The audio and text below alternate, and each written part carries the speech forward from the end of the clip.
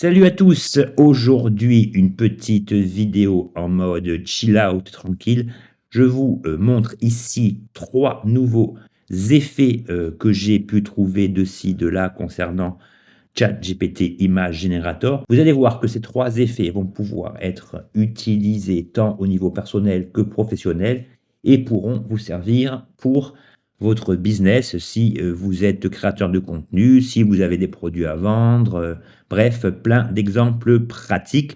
Ce ne sont pas seulement trois idées créatives pour le fun, mais bien pour quelque chose d'utile. C'est Barthélémy. Pour ceux qui ne me connaissent pas, merci de cliquer sur le petit bouton de souscription pour m'aider au développement de cette chaîne. Et nous, on se retrouve sur l'interface de ChatGPT.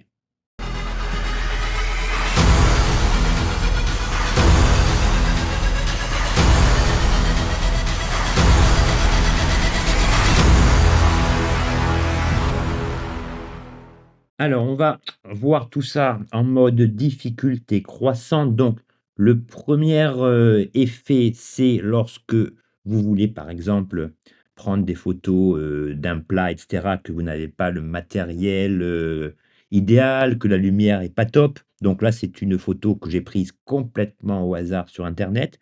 Donc là, ce que vous pouvez faire, c'est exécuter. Ce prompt transforme une photo amateur de nourriture prise avec un téléphone en photo culinaire professionnelle, profondeur, texture, correction des couleurs, lumière douce, fond épuré. Et vous voyez qu'on passe de cette photo qui est somme toute banale à une photo beaucoup mieux présentée. Donc là, on a changé le plat, vous voyez que la texture, les couleurs ressortent beaucoup mieux, le fond est épuré, légèrement dégradé, ombré, donc ça fait beaucoup plus professionnel. Ensuite, pour le petit plus, vous pouvez donc utiliser le système du follow-up prompt, c'est-à-dire à partir d'une photo, on en crée une ou plusieurs déclinaisons. Ici, je lui demande d'intégrer des personnages et plus précisément, génère une image où il y a beaucoup de petits micro-personnages cuisiniers, comme s'ils étaient en train de préparer ce plat, format 16/9. Et là, très vite fait, vous voyez, la qualité est au rendez-vous. On obtient ce genre de photos super bien. Donc là, si vous êtes restaurateur, que vous avez des plats, par exemple, à emporter, que vous voulez mettre sur votre site, eh ben, le fait de recourir à ce genre de petit montage photo sympa, bah, ça met, évidemment votre publication en valeur, comme vous le voyez ici. Alors après, j'ai décliné parce que vous pouvez utiliser ça, pas seulement si vous avez un restaurant. La deuxième déclinaison, ben, j'ai créé cette fiole de parfum, herbe du maquis et là, même topo, transforme une photo amateur de parfum prise avec un téléphone en photo publicitaire professionnelle. Profondeur, texture, correction de couleur, lumière douce, fond épuré. Et ici, voilà donc notre parfum recontextualisé dans un environnement beaucoup plus pro avec des lumières soft, etc. Eh bien, ici aussi, j'ai utilisé la même méthode. Génère une image où il y a beaucoup de petits micro-personnages féminins habillés façon été, habits colorés, comme s'ils étaient en train de tester le parfum en essayant de l'ouvrir, format 16/9. Et là, le résultat est également très intéressant. Voilà, vous voyez, moi je vous donne ça, c'est pas révolutionnaire, mais ça peut vous donner des idées de création. Donc là, je vous fournirai les prompts en description, comme ça vous n'aurez qu'à les réutiliser et les décliner à votre sauce. Et le dernier exemple, j'ai pris une photo sur la terrasse de ma mère qui montrait cette plante et je lui ai demandé: «Transforme une photo amateur de plante prise avec un téléphone en photo publicitaire professionnelle, profondeur, texture, etc.» Et donc les petits micro-personnages représentant un jardinier coupant des branches, un autre avec une tondeuse et d'autres jardiniers avec un chapeau de paille cueillant des feuilles habillées façon été, habits colorés. Donc là, vous voyez que vous avez la possibilité de demander plusieurs personnages, mais si vous voulez individualiser un ou plusieurs personnages, eh bien, vous le précisez dans le prompt. Et au niveau d'image créée, voilà, ça crée un truc sympa. Vous voyez que la lumière a été retravaillée. On a une focale floue qui met en valeur l'ensemble. C'est un peu l'effet tilt shift qui permet en fait de coloriser, les éléments centraux et de rendre les alentours, le contour un petit peu plus flou, pardon, pour faire ressurgir les sujets. Donc vous voyez ici, bon là, peut-être qu'il y a un problème de perspective, étant donné que le mec devant est beaucoup plus petit que la femme qui est censée être derrière. Ça, c'est des défauts. Vous pouvez demander dans le prompt: «Respecte bien la perspective entre les personnages» et ChatGPT s'exécutera. Alors, pour le deuxième exemple, alors ici, c'est idéal, par exemple, si vous êtes, dans le tourisme, que vous avez des voyages à vendre ou que vous êtes créateur de contenu et que vous voulez créer des jaquettes avec des villes que vous avez visitées. Bon, après, si vous en faites ce que vous voulez. Alors ici, le prompt est beaucoup plus complexe et il consiste à créer des, environnements, comme c'est marqué ici, 3D hyper réalistes au style diorama. Donc là, vous allez comprendre ce dont il s'agit. Donc ici, vous voyez qu'il y a marqué: «Créer un modèle 3D hyper réaliste au style diorama du Christ rédempteur à Rio de Janeiro». La miniature est placée sur une section transversale surélevée de terre montrant les couches de sol et de roches sous une surface herbeuse luxuriante. Entourer la statue de petits éléments comme des palmiers, des buissons, des lampadaires et des visiteurs miniatures pour renforcer le réalisme et l'échelle. Ajouter un éclairage doux et cinématographique ainsi qu'un arrière-plan en dégradé discret pour concentrer l'attention sur le modèle. Texture très détaillée, pierre, herbe, roche, métal. Après, vous déclinez ça comme bon vous semble. Angle de caméra légèrement surélevé, vue trois quarts de face, style diorama hyper réaliste. On répète, on radote, mais au moins le prompt comprend bien. Et voilà ce qu'on voulait obtenir. Donc l'effet diorama, voilà, c'est le fait de créer des espèces de blocs sur lesquels vous, précisez à ChatGPT le type de ville, de paysage, ce que vous voulez mettre dessus. Ici, j'aurais pu demander fond bleu. On va voir les déclinaisons, mais vous voyez que c'est vraiment bien fichu et sans le prompt, eh ben, je peux vous assurer que vous aurez le plus grand mal à faire comprendre à ChatGPT que vous voulez obtenir exactement ce type de visuel. Donc voilà la suite. Bon, grosso modo, hein, j'ai fait une déclinaison avec, la tour Eiffel, bon, la toute Eiffel, plus le Sacré-Cœur, plus l'Arc de Triomphe, et cetera, et cetera. Et vous voyez qu'au niveau, de Paris, ben, c'est vraiment sympa, quoi. C'est vraiment, super bien fait. On a la tour Eiffel, on a le Sacré-Cœur, on a l'Arc de Triomphe, on a les petits bonhommes visiteurs qui sont dans la structure. Donc moi, j'aime beaucoup. Ensuite, si j'ai fait Paris, vous me connaissez, il fallait que je fasse Marseille. Donc là, vous lui dites idem avec la Bonne Mère, le stade Vélodrome et des plages et calanques entourant l'ensemble, ciel bleu. Et là, petit problème de consistance, c'est-à-dire qu'ici, j'ai bien Marseille, mais on m'a intégré, l'Arc de Triomphe, il y a bien marqué Vélodrome, on a les Calanques, on a la Bonne Mère située en haut de la colline. Donc là, vous pouvez régler ce problème en, cliquant, par exemple, sur l'image, en créant le pinceau, en, voilà, entourant le l'arc de triomphe et en lui disant, «effacer». Voilà, donc ça, c'est une des fonctions classiques de ChatGPT. Il s'exécute et je vais obtenir ce que je veux sans l'arc de triomphe. Donc c'est ce que j'ai fait, hein. Donc là, je voulais faire en direct, mais si on remonte donc, je lui ai d'abord demandé idem sans arc de triomphe, mais il persiste. Et au niveau de la référence, donc je lui ai dit: «Effacer», donc j'ai procédé exactement à ce que je viens de vous montrer et in fine, voilà donc, Marseille. Bon là, c'est Marseille, vraiment en son côté un petit peu campagnard, hein, mais vous voyez que voilà, et on a la Bonne Mère, on a le stade Vélodrome et donc l'ensemble est vraiment, super bien fait.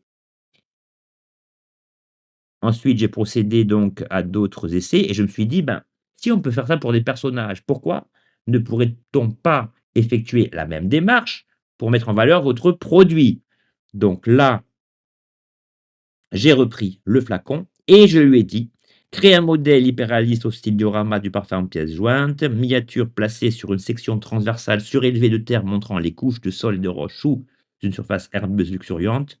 Entourer l'objet de petits éléments comme des palmiers, des dunes de sable, un lagon coloré bleu, bon bleu, j'ai mis un E en plus, et vert turquoise de parasol, et cetera, et cetera». Et vous voyez que même avec un produit, eh bien, vous avez ici une seconde méthode pour mettre en valeur vos parfums, vos aliments, ce que vous voulez. C'est à vous, en fait, en réutilisant le prompt, d'incorporer, d'inclure les détails concernant, ce dernier, en fait, hein, et vous pouvez voir que les résultats sont vraiment super beaux.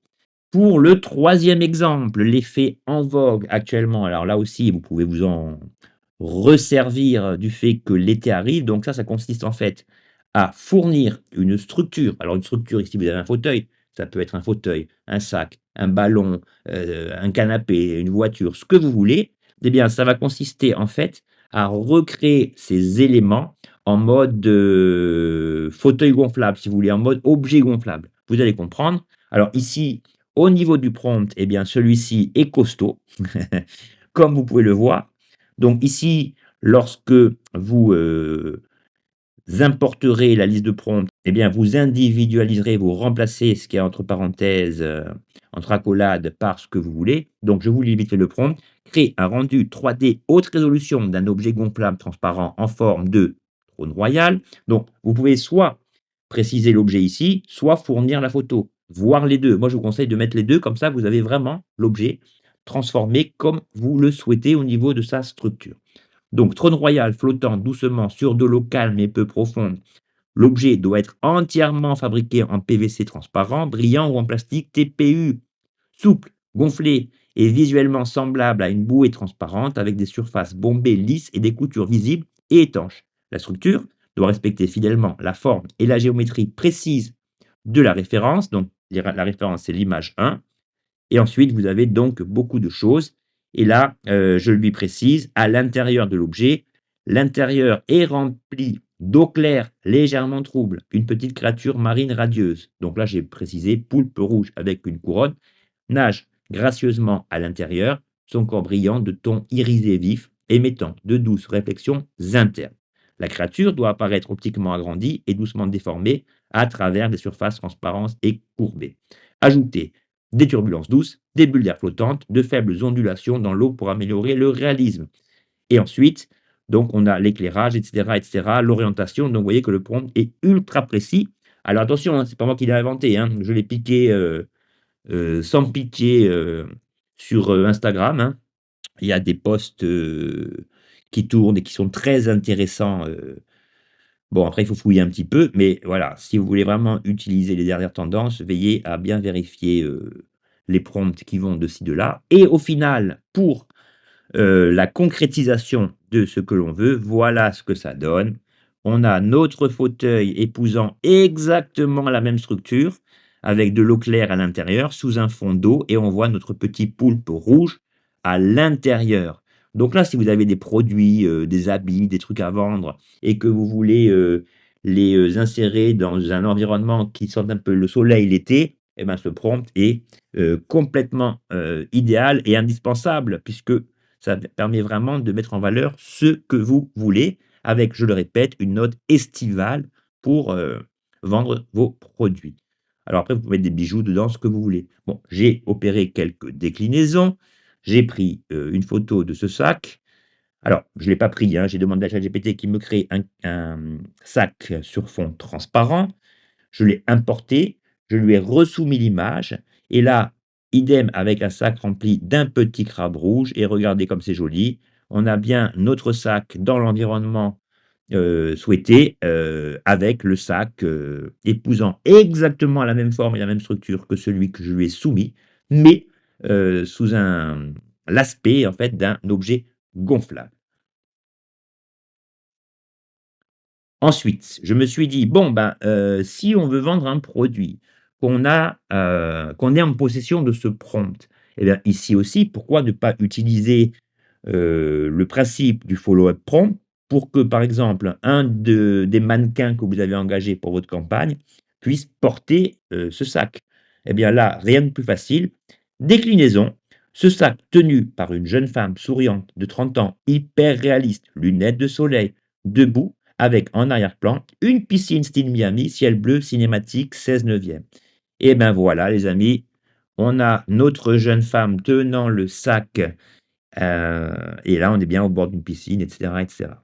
Donc le plus difficile, c'est de bien utiliser le prompt de départ, de, le personnaliser, selon vos goûts, vos souhaits, vos objectifs Et ensuite, vous pouvez décliner ce principe de manière quasi infinie, seule votre imagination étant le frein à des déclinaisons diverses et variées. Donc, comme je vous l'ai dit, hein, bien que n'étant pas révolutionnaire, vous êtes désormais en possession de 3 nouvelles techniques sur, le générateur de ChatGPT qui, comme nous le constatons, n'a pas délivré tous ses secrets. C'était Barthélémy, j'espère que cette vidéo un petit peu fun, mais utile, vous sera, précieuse pour vos compositions. Je vous souhaite une excellente journée et on se retrouve très bientôt. Ciao.